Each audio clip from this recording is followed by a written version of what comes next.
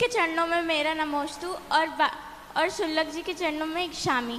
गुरुदेव, मेरी जिज्ञासा ये है कि मेरे हर जन्मदिन पर मेरी एक ही विश रहती है कि मैं आपकी शरण में हर जन्मदिन मनाऊं, और वो विश मेरी हमेशा पूरी हो जाती है। गुरुदेव, वो क्षण कब आएगा जब मैं आपकी शरण में हमेशा रहूंगी?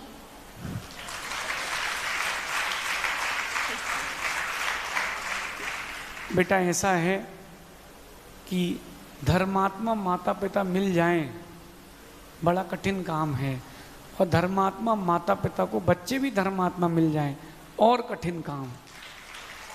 आज के दौर में बेटा बच्चे लोग क्या क्या मांगते हैं, कपड़े चाहिए, घूमने जाना है, लेकिन आपके माता पिता के संस्कार आपके लिए हैं कि आपने कहा कि गुरुजी के पास जाना है। पापा कहाँ हैं आपके?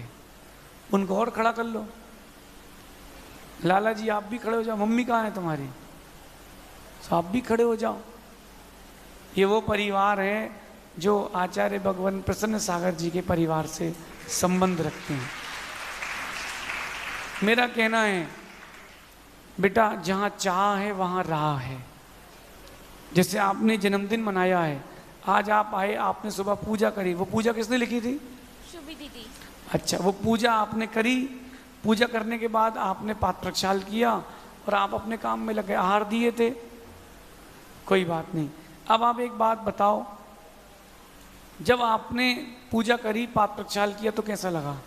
गुरुजी, स्वर्ग जैसा। स्वर्ग जैसा लगा। बेटा, यही संस्कार आगे भी बचा के रखना, ध्यान रखना।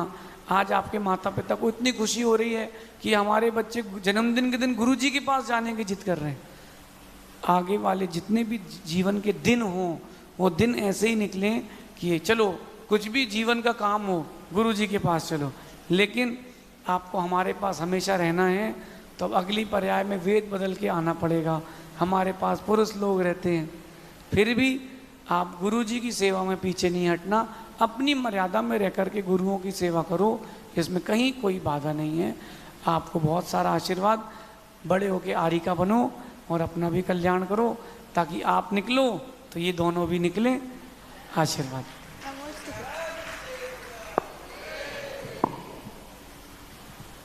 सभी गुरुवरों के चरणों में कोटिश नमन।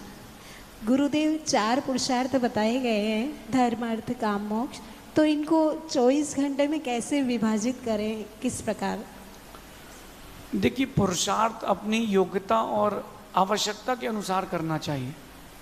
धर्म, अर्थ, काम और मोक्ष।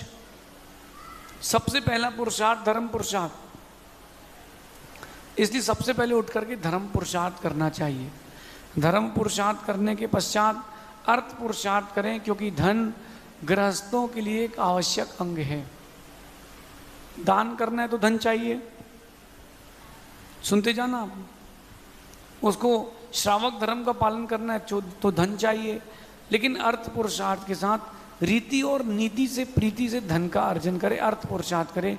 इसके बाद जब कभी समय मिले थोड़ी बहुत, तो वो व्यक्ति काम पुरुषार्थ करता है।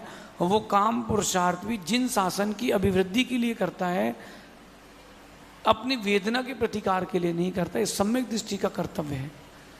और मोक्ष पुरुषार्थ हो, जो स्वाध्याय आदि षटकर्म करता है, वो मोक्ष पुरुषार्थ में लेके जाता ही है। लेकिन अर्थ पुरुषार्थ में उतना वक्त जरूर दे एक श्रावक, जितना उसके लिए जरूरी है। उसके लिए अधिकता ना दे, उसके लिए न्यूनता ना दे। 24 घंटे धर्म करने वाला व्यक्ति बहुत अच्छा व्यक्ति है, लेकिन घर का त्याग कर दे तो, और दिन भर मंदिर में बैठा रहेगा, अर्थ पुरुषार्थ नहीं करेगा, तो परिवार कैसे चलेगा? तो बैलेंस बनाना चाहिए। पैसा उतना कमाओ जितने में आपका परिवार और एक पीढ़ी चल जाए। ज़्यादा आगे का व्यवस्था मत करना।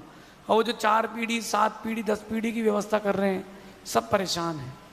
मैं तो आपसे कहता हूँ, माँ की बच्चे हैं ना आपके, तो बच्चों को कहना कि बेटा हमने अर्थ पुरुषार्थ कर लिया, धर्म पुरुषार्थ कर लिया, सारे पुरुषार्थ कर लिए, कुछ सार नहीं है, तू जा, तू तो मोक्ष पुरुषार्थ कर। हाँ, अब ताली कोई नहीं बजाएगा। और वो तो ताली बजाएंगे नहीं, बोले हमारा बेटा चला गया तो। अब हर कोई नारा लगाता है, हर माँ का बेटा कैसा हो, आचार्य विद्यासागर जी जैसा हो, लेकिन पड़ोसी घर में हो, हमारे घर में ना हो। पुरुषार्थ के लिए एक निश्चित समय बांटें। सबसे पहला अर्थ पुरुषार्थ को समय दें।